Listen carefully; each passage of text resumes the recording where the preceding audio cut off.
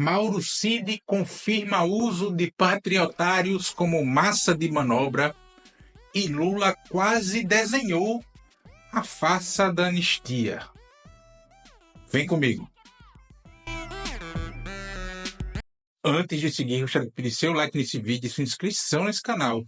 Peço também, caso você possa e queira, sua contribuição, clicando no botão Valeu, ou se tornando membro aqui do blog do Cadu Amaral, clicando no botão Seja Membro. Os membros do blog do Cadu Amaral têm acesso a conteúdos exclusivos e assim você ajuda a mais um espaço de luta contra o fascismo à brasileira. Ao final do vídeo, deixe seu comentário. Concorde, discorde ou complemente. Mas sempre se lembre que só não vale xingar nem falar nome do povo. Compartilhe esse vídeo em todas as suas redes sociais e também no WhatsApp e no Telegram, se você tiver. Lembrando que se você é de Alagoas, você pode assistir ao blog do Cadu Amaral na TV Com Marcel, canal 12 da NET. Se você não é de Alagoas, você pode assistir a TV Com no link que está na descrição desse vídeo. Obrigado. E nessa quinta-feira, 20 de fevereiro, dois momentos desmontaram farsas da extrema-direita brasileira. Uma de que as lideranças se preocupam com a horda lá, aquela turma que estava lá acampada em frente aos quartéis, e outra essa besteira de anistia, que na verdade Bolsonaro só quer saber da sua impunidade. Uma delas veio à tona com a revelação dos vídeos das audiências de Mauro Cid, ex-ajudante de ordens de Jair Bolsonaro, em sua colaboração premiada. Ao ministro do STF, Alexandre de Moraes, o tenente-coronel afirmou que os patriotários que acamparam em frente aos quartéis do Exército não passavam de massa de manobra. A outro momento vem do presidente Lula, ao quase desenhar a diferença entre quem tem culpa no cartório e quem não tem. Ao comentar sobre o fetiche por anistia de Bolsonaro e seus aliados. O ex-ajudante de ordens de Bolsonaro, o tenente-coronel Mauro Cid, deu um depoimento revelador ao ministro Alexandre de Moraes no Supremo Tribunal Federal, durante sua delação. Nesse depoimento, Mauro Cid revelou detalhes explosivos sobre um plano orquestrado pelo general Braga Neto, pelo tenente-coronel Rafael Martins de Oliveira e pelo tenente-coronel Hélio Ferreira Lima, para tentar derrubar a nossa democracia. Estamos falando de um golpe de Estado, gente. Usando sabe-se lá quantas pessoas como massa de manobra. O próprio Mauro Cid revelou com clareza, nitidez, precisão, que esses militares estavam tentando utilizar as pessoas que estavam na rua, acampando na frente dos quartéis, manipulando-as, para criar o caos necessário para um golpe de Estado no país. Vejam só, não era apenas uma reunião de militares quaisquer, mas de generais e tenentes-coronéis, enfim, que planejaram usar aquelas pessoas que acamparam em frente aos quartéis, que cantaram o hino para pneu, que choravam quando os militares não davam bola para eles, como desculpa, como justificativa para colocar as Forças Armadas nas ruas e assim dar um golpe de Estado, colocando inclusive a vida de pessoas do nosso povo, do povo brasileiro, em risco. Tudo isso para se manterem no poder. Quisesse assinar um documento e as Forças Armadas entendessem a necessidade de intervir. Né? Não, só os 3 militares. Né? Então a discussão estava nesse nível. Né? O que poderia ser feito para que tivesse um caos, né? Utilizando as massas, utilizando aquela população toda que estava na rua, né? Para que pudesse ser decretado alguma coisa. Mas a parte inicial foi uma parte introdutória de dizer a importância de termos que fazer algo. Né? Inclusive quando falaram de bloqueio de estrada, caminhoneiro, aí o próprio general Braga, não, isso aí o presidente não pula fora porque isso aí não vai dar certo, porque ele não quer isso. Então eles começaram a pensar em bolar, e aí eles iam entrar na parte do inicial do planejamento. A coisa é tão séria que Cid confirmou que o objetivo de tudo isso era evidente: evitar a posse do presidente eleito, Luiz Inácio Lula da Silva. E quem estava no centro disso tudo, evidentemente, Jair Bolsonaro. Jair Bolsonaro sabia de cada movimento, sabia do uso das massas como instrumento de uma estratégia de caos para um golpe de Estado. Não era um movimento espontâneo que a gente estava vendo ali em frente aos quartéis, era uma articulação orquestrada. Evidente que muita gente foi de forma espontânea, mas o organizador daquilo, o que causou aquilo, jamais foi algo espontâneo. Né? Esses vídeos das audiências de delação do Mauro Cid são apenas, inclusive, uma parte do que está sendo revelado. No limite, até a gente já sabia um pouco do que estava ali, é porque a gente não tinha visto, né? O inquérito da Polícia Federal, ao contrário do que bradam os bolsonaristas, não tem por base somente as delações do tenente-coronel Mauro Cid. Delações, inclusive, que precisam ser provadas ou auxiliar as investigações a conseguirem provas. Isso é algo que eu sempre afirmei por aqui no canal. Mas tem um detalhe, né? Uma vez aceita a denúncia da Procuradoria-Geral da República pelo Supremo Tribunal Federal, tanto a defesa quanto a acusação podem arrolar provas ao processo. Então, essa besteira de que não há provas na denúncia é uma lorota ao quadrado. Porque, primeiro, não há necessidade de haver prova em si na denúncia, mas somente as circunstâncias apontadas no inquérito suficientes para abrir processo.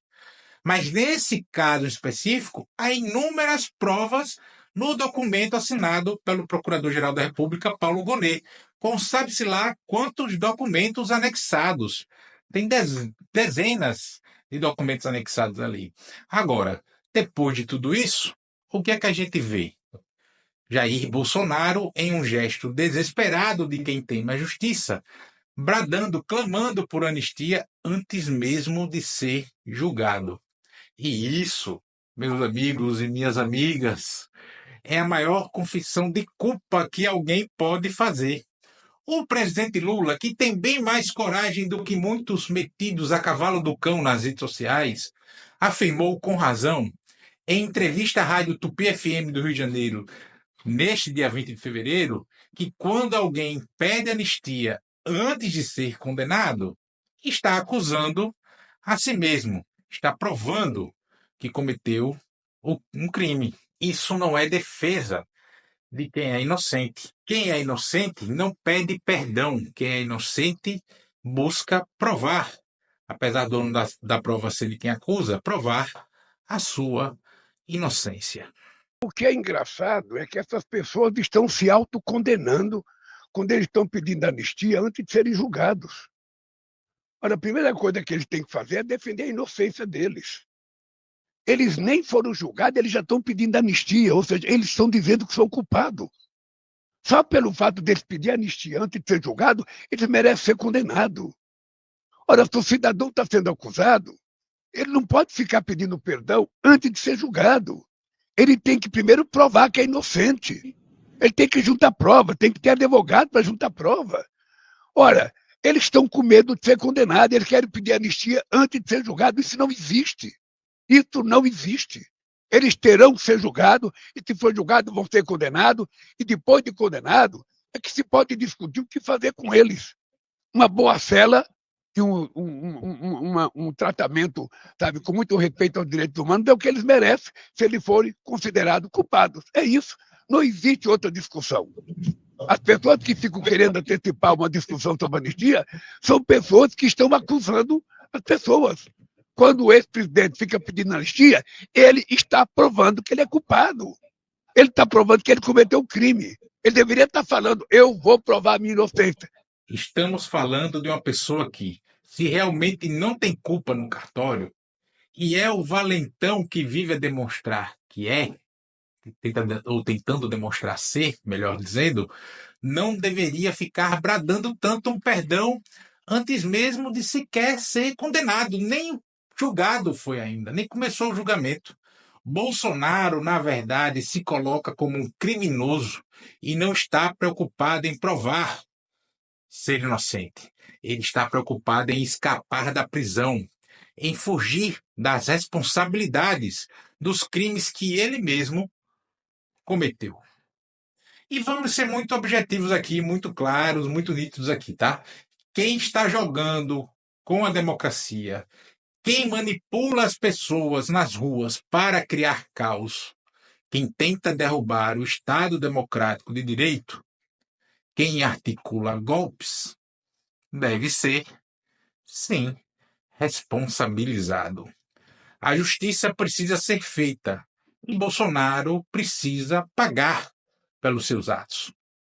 Outra questão, e essa é fundamental, na remotíssima hipótese de aprovação de anistia, ela não iria vigorar. Primeiro, porque cairia no Supremo Tribunal Federal. Primeiro, e essencialmente, cairia no Supremo Tribunal Federal. Então, essa besteira não passa de bandeira falsa para mobilizar a horda. Agora, esse processo será cercado de muita luta política, já que a extrema-direita vai tentar a todo custo desacreditá-lo, apontando falhas onde não tem, bradando perseguição, coisa que não existe, não ocorre, não está acontecendo. E essa luta pela percepção das pessoas será árdua. Muita gente que nem é bolsonarista vai ficar em dúvida sobre a lisura disso tudo, desse caso tudo. Entre os principais argumentos dos golpistas, e repetido por sua base enfeitiçada, é de que não houve golpe, que não tem golpe sem armas e que Bolsonaro estava fora do país. Ora, o crime é tentar dar golpe. Está na lei, inclusive, isso. Mas até porque se o golpe se consuma, muda-se o ordenamento jurídico. Logo, não há mais crime. Armas tinha aos montes, inclusive no sentido institucional. Basta ver o tanto de militar, ou militar com político indiciado. Inclusive generais 4 estrelas, como Braga Neto e Augusto Heleno. Além dos CACs. Para tal, a guerra civil que Eduardo Bolsonaro inflava para que o pai gerasse no país. Bolsonaro armou um monte de gente no Brasil para o confronto. E o fato de Bolsonaro estar fora do Brasil naquele período não quer dizer absolutamente nada, exceto que ele é um covarde. A ideia da fuga, caso o plano desse certo, era para ele voltar ao país como herói.